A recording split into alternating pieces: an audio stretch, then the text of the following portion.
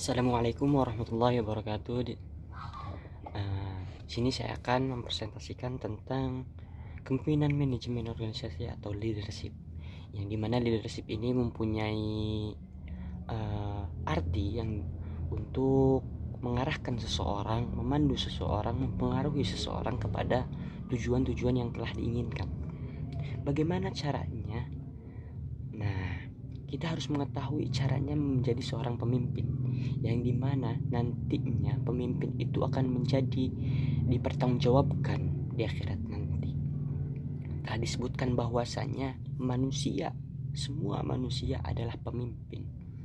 Bahkan dalam ayat Al-Quran menjelaskan bahwasanya semua manusia adalah pemimpin, sebagaimana dalam surat Al-Baqarah ayat 30. Wa idz qala rabbuka lil malaikati inni ja'ilun fil ardi khalifah qalu ataj'alu fiha man yufsidu fiha wa yasfiku ad-dima'a wa nahnu nusabbihu bihamdika wa nuqaddisu lak qala inni a'lamu ma la ta'lamun. Wa idz qala rabbuka telah berkata malaikat bahwasanya kenapa manusia dibuat dan dibentuk oleh Allah, diciptakan oleh Allah, sedangkan manusia akan menjadi menghancurkan bumi ini. Ketika Allah menjawabnya bahwasanya saya akan menjadikan khalifah manusia, khalifah di muka bumi. Jadi jelas saja bahwasanya manusia ditakdirkan untuk menjadi seorang pemimpin, khalifah, atau kata pengganti khalifah, pemimpin. Nanti Allah, manifestasi dari Tuhan adalah manusia. Jadi setiap apa yang dilakukan manusia, apa yang telah dilakukan pemimpin akan bertanggungjawaban oleh siapa? Oleh Allah. Itu menurut Islam. Nah, nanti gimana caranya kita memimpin? Itu ada potensinya, ada tupoksinya, ada tugasnya, ada ilmunya, yang dimana ini harus diketahui oleh seseorang. Ketika orang-orang tidak mengetahui tentang pemimpinnya atau tentang fungsi dirinya sebagai seorang pemimpin, maka dia tidak dinilai sebagai ibadah. Sebagaimana dalam Ibnu Rus dalam yang itu Talibin menjelaskan, faqulu min ghairi ya'malu amaluhu mardudatun la tuqbalu. Siapa saja yang beramal dengan ilmunya, tanpa ilmu maka ibadahnya, sholatnya, pemimpinnya, pertanggungjawabannya, semua amal yang kan itu tidak diterima. Oleh karena itu, ketika kita memimpin, maka kita harus mengetahui ilmunya, bagaimana caranya kita menjadi seorang pemimpin. Nah, setelah itu kita mengetahui bagaimana fungsi pemimpin. Adapun pemimpin secara sifatnya menurut sifat Nabi Muhammad itu hanya ada 4. Yang pertama sidik, amanah, tabligh, fatanah. Benar, amanah, menyampaikan, tabligh, sampaikan juga, fatanah, pintar. Jadi seorang pemimpin itu harus pintar, mengetahui bagaimana caranya mengarahkan, memanipulasi orang-orang yang di bawahnya, yang dipimpin. Nah, menurut Utsman Effendi menjelaskan bahwasanya fungsi pemimpin itu adalah 4. Yang pertama memandu, yang kedua menuntun, yang ketiga membimbing, dan yang keempat mengarahkan. Nah ini ada tahapannya. Fungsi ini pun ada tahapannya. Bukan hanya seorang pemimpin mengarahkannya saja lalu bertanggung jawab, namun punya fungsinya. Fungsinya menurut Utsman Effendi ya tadi dapat mandu, mengarahkan, menuntun, mengarahkan. Nah jadi seperti itu. Adapun kita memandu nih, bagaimana ketika orang bertanya bagaimana sih cara seorang pemimpin itu, kita pandu atau ada panduannya, yakni kalau misalnya dalam umum itu ada di dalam buku-buku bagaimana menjadi seorang pemimpin yang baik, bagaimana cara pemimpin yang ingin diikuti, itu ada di buku, namun panduannya itu ada di buku kalau misalnya secara umum, tapi secara khusus itu ada di sifat-sifat Nabi Muhammad kalau dalam Islam. Oleh karena itu kita harus mengetahui tentang sifat-sifat Nabi Muhammad supaya apa? Supaya kita menjadi seorang pemimpin yang dimana nantinya kita akan mengarahkan seseorang, mempengaruhi seorang mencapai tujuan. Adapun dalam tujuan agama yaitu mengarahkan orang kepada ibadah. Adapun tujuan umum tergantung pada orang-orang yang ingin misal menjadi mengarahkan orang menjadi ketua A, B, C, D. Nah, itu seorang pemimpin. Namun pada hakikatnya pemimpin itu bukan hanya ada pemimpin, ada kepemimpinan. Nah, pemimpin ini orang yang menunggangi atau orang yang memiliki jabatan. Tapi pada dasarnya semua orang adalah pemimpin. Bahwasannya tidak hanya semata-mata tadi penguasa, bahkan pembantu pun menjadi pemimpin bagi harta majikannya. Karena itu kita harus mengetahui bagaimana sih menjadi pemimpin itu. Nah, apa yang telah diketahui oleh teman-teman dari seorang pemimpin?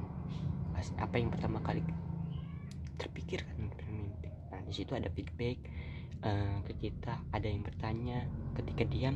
Nah, ketika kalian diam saja ketika ditanya, berarti Anda bukan seorang pemimpin. Nah, ketika ada yang menjawab, nah inilah bahwasanya kamu adalah seorang pemimpin. Nah, begitu. Setelah kita mengetahui apa sih itu pemimpinan, fungsinya itu apa, tujuannya itu apa. Nah, ada perannya. Perannya itu sebagai tadi mengarahkan, tergantung pada potensi-potensinya nantinya. Tapi nanti gaya kepemimpinan itu ada banyak. Yang salah satunya paternalistik, karismatik, dan sebagainya. Yang dimana nanti seseorang ini adalah gaya-gaya ini akan menentukan pandangan-pandangan yang ada di bawahnya ketika menjadi seorang pemimpin. Nah, ketika kita menjadi seorang pemimpin, apa yang kita pimpin itu pasti kita harus mempunyai apa? Memanage. Apa sih memanage itu? Nah, manajemen ini akan mengorganisir koordinasi antar pemimpinnya dan yang dipimpinnya. Jadi pada intinya adalah pemimpin ini adalah harus kita mengetahui tentang apa yang kita inginkan, apa yang kita organisasikan itu harus sistematis, harus tertib. Alla yuqaddima udwan ala udwin. Begitu. Nah, nanti manajemen ini ada sejarahnya. Nanti pertamanya dari ekonomi ke manajemen supaya meminimalisir hal-hal yang ada dan kegagalan yang tidak diinginkan. Oleh karena itu kita harus mempunyai ilmu manajemen ini.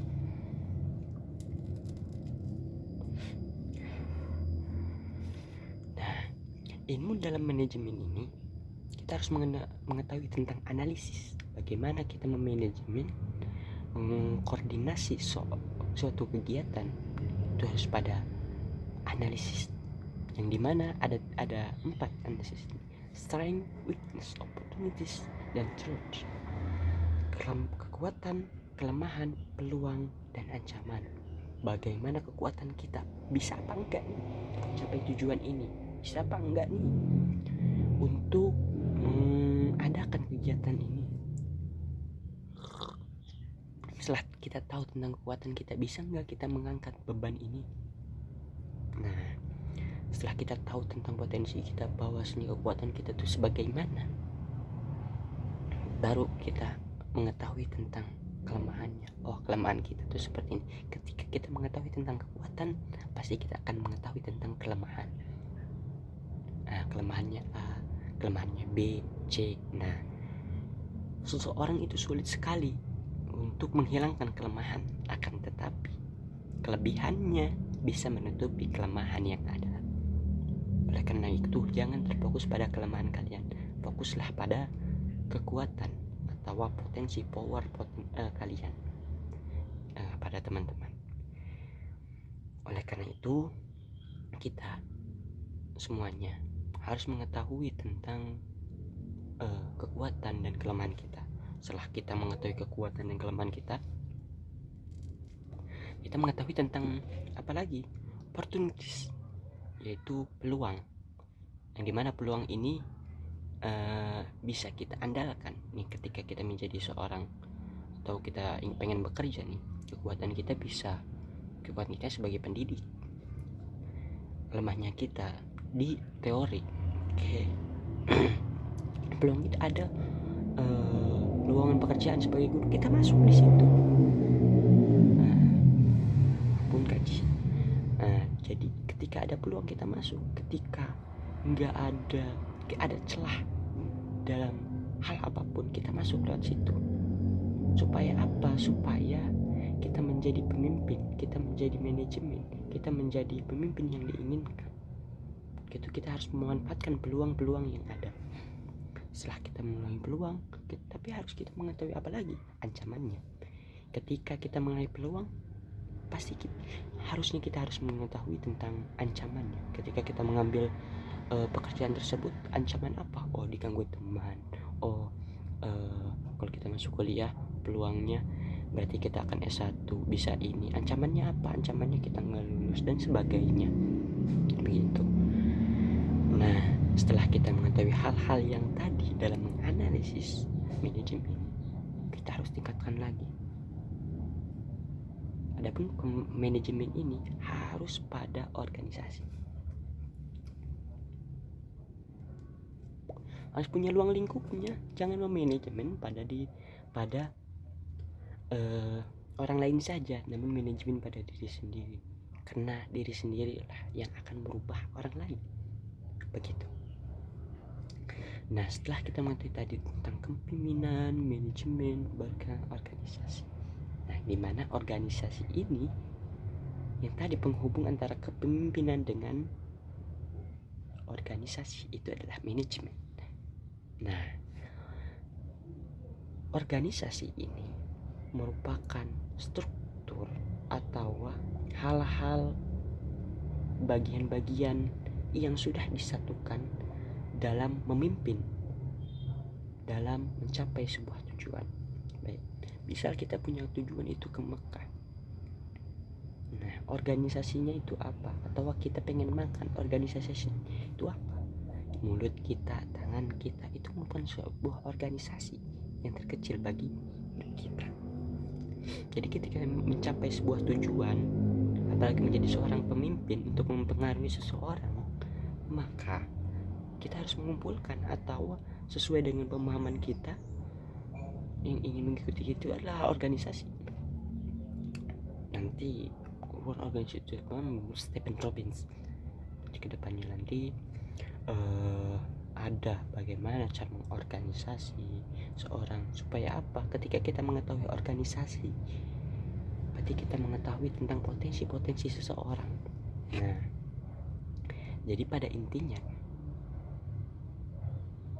bukan hanya kita ketika kita belajar saja di perkuliahan, namun ketika berumah tangga pun kita akan berorganisasi. Yang dimana organisasi ini bisa nanti menjadi kepala keluarga, kan itu ada anaknya, oh ada ibunya, ibu itu sebagai manajemen apa keuangan, orang bapak itu sebagai apa pengarah, pemimpin, penyantun dan sebagainya. Nah, itu harus ada tupoksinya, tugas tanggung jawabnya. Nah, organisasi ini supaya kita tentram dalam keluarga kita, dalam organisasi kita, misalnya dalam BEM, itu harus mempunyai tujuan yang diinginkan, manajemen yang akan dikembangkan, kegiatan yang akan dilakukan, pemimpin yang harus ditimbulkan, yang harus sesuai dengan potensinya. Adapun tadi pemimpin, saya singgung sedikit bahwasanya pemimpin itu ada dua. Yang satu dikarenakan keturunan, yang satu dikarenakan ilmu. Jadi mana yang ingin kalian lakukan? Yang pertama karena keturunan atau karena ilmu? Pasti yang paling diutamakan adalah pemimpin yang mempunyai ilmu. Oleh karena itu, kita harus mengetahui ilmunya bagaimana cara menjadi seorang pemimpin. Nah, dalam mengorganisasi itu ada hal-hal yang kita perlukan, yang dimana ada analisis yang kita harus pahami. Apa itu? Itu POAC. Apa itu POAC? Planning, organizing, actuating, controlling, dan evaluasi.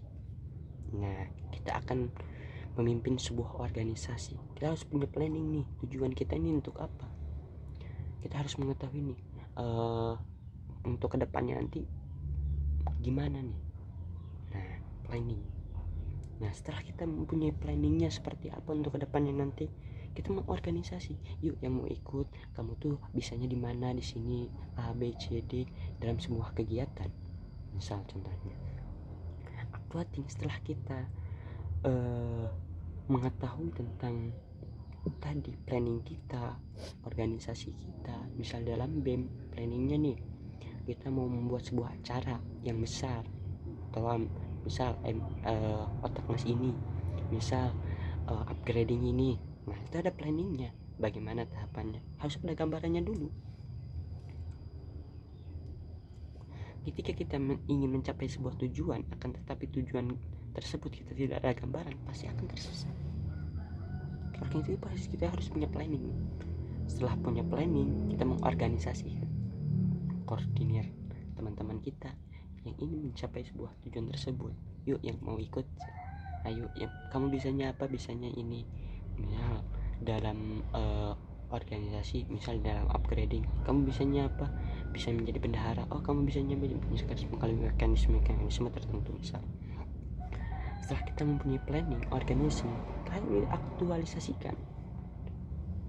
Oke, tahapannya seperti ini, kita laksanakan upgrading ini, otak emas ini, dan sebab acara-acara tersebut. Setelah diaktualisasikan, kita kontrol. Nah, teman-teman kontrol nih, bagaimana caranya. Oh, sesuai enggak dengan planning yang telah direncanakan, sesuai enggak dengan job desk, potensi yang diinginkan. Nah, kalau sesuai, setelah itu dikontrol, baru apapun kesalahan-kesalahannya, maka kita akan evaluasi. Maka fungsi dari Puaci itu adalah untuk mencapai sebuah tujuan, meminimalisir hal-hal yang tidak diinginkan. Apa itu Puaci? Planning, organizing, controlling, actuating, dan evaluasi. Jadi teman-teman harus mengetahui tentang hal ini. Apapun yang teman-teman ingin melakukan itu harus mempunyai dasar, di mana dasar ini adalah ilmu. Sekian dari saya. Aku luman min ghairi malu amaluhu marudatun tatutual. Idil fatah hasbani qadihi rabbi wa kullu man lam ya'taqid malafi. Beli kopi belanggu yang utuh. Wabillahi taufiq wal hidayah. Wassalamualaikum warahmatullahi wabarakatuh.